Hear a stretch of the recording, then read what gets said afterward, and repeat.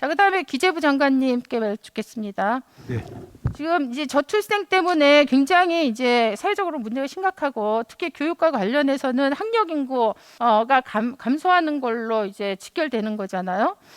그런데 이제 이런 현상을 가지고 교육 예산을 학생 수가 주니까 교육 예산도 줄여야 된다, 이런 식의 이제 일부에서는 의견들이 나오고 있습니다. 아직 이거를 우리 정부가 공식적으로 공식화해서 발표하지는 않았지만 실제로 보면은 최근에 한 5년 사이에 교사 선발, 초등교사 선발 인원수만 보면은 저는 이런 경향성이 아주 뚜렷하게 드러난다고 생각합니다. 2017년도에 6,022명 초등교사를 선발했는데 작년에 3,864명입니다. 거의 반토막 났습니다. 저출생 상황은 애들이 적다는 거고, 그럼 이건 거꾸로 역으로 얘기하면 애들 하나하나가 그만큼 훨씬 더 소중해진다는 거예요. 그러니까 이 애들 하나하나를 얼마나 제대로 교육을 시키느냐에 따라서 우리 사회의 경제적인 것뿐 아니라 미래의 어떤 국력, 이런 것들이 확보된다는 건데, 저는 이런 관점을 우리 정부가, 특히 기재부가, 예산을 짜는 기재부가 가져야 된다고 생각합니다. 그래서 학력 인구 감소를 이게 교육 예산을 줄이는 게 아니고 교육의 질을 높이는 계기로 삼아서 교육 예산을 안정적으로 확보하는 이런 전향적인 어떤 자세를 가질 필요가 있다고 봅니다. 우리가 교육 예산이 많다고는 하지만 아직도 과밀학급 많고요. 개별학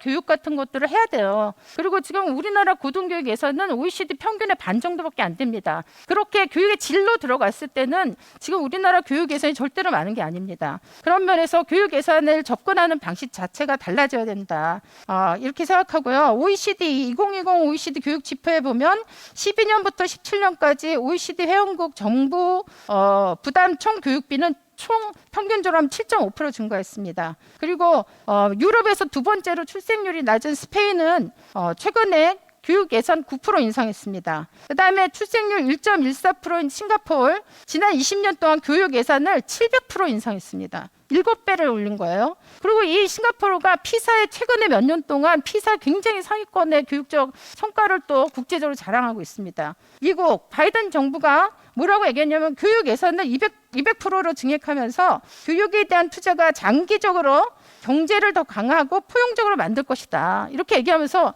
아주 과감하게 교육 예산을 2배로 늘렸습니다.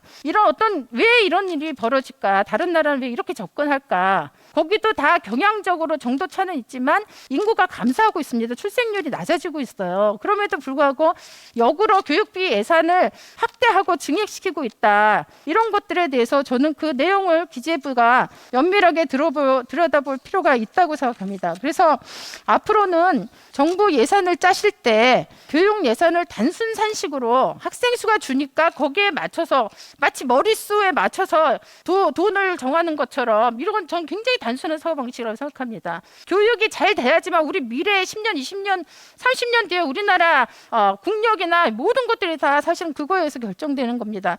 그런 면에서 정부 예산을 짤 때 교육 예산에 대해서 훨씬 더 적극적이고 전향적인 태도를 갖춰주시기를 당부드립니다. 자, 그다음에 이제 제가 말씀만 드리는 거예요. 답변을 답변 짧게 해주세요.